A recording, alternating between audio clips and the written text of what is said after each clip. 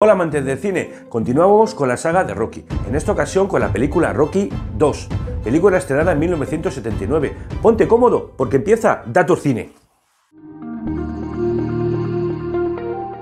Escrita, dirigida y protagonizada por Sylvester Stallone. Y también está protagonizada de nuevo por Talia Shire, Burt Young, Carl Weathers y Burgess Meredith. La banda sonora también fue compuesta por Bill Conti. Rocky Balboa, el boxeador de Filadelfia, disfruta de su corta fama después de estar a punto de derrotar al campeón mundial de los pesos pesados, Apollo Creed, y al final tendrá que aceptar la revancha para pelear contra Apollo de nuevo. Bien amigos, hasta aquí la trama de la película. Ahora vamos a empezar con los datos curiosos. Rocky 2 es la continuación de la primera película, justo donde se quedó, y se volvió a ofrecer la dirección a John Avildsen, pero no pudo, al estar inmerso en la película Fiebre del sábado noche. Talia Shire vuelve a ponerse en la piel de Adrian. Eso sí, a diferencia de la primera película, ya no es tan tierna ni frágil, y eso es algo que en las siguientes películas se acrecentaría todavía más. También comentaros que Butkus Stallone, el perro de Sylvester, aparece de nuevo en la película. En una escena en la que sale un autobús, hay un cartel anunciando una película que está escrita, dirigida y protagonizada por Stallone, La taberna del infierno, de 1978. El actor Burt Young, que interpreta a Polly, sale mucho más delgado, y es debido a que se estaba preparando para otra película. También deciros que el artista Leroy Neiman aparece como el dibujante que realiza ilustraciones de Apollo en su entrenamiento. En la escena de la boda, cuando dicen el apellido de Adrian, es Benio. Este es el de la madre de la protagonista, Talia Shire, en la vida real. El bebé recién nacido que sale en la película era en realidad uno de los hijos de Stallone. También deciros que Roberto Mano de Piedra Durán, uno de los más importantes boxeadores del mundo, tiene una breve participación en la película, como sparring. El hermano de Sylvester Stallone, Frank, participó de nuevo como uno de los cantantes callejeros. Chuck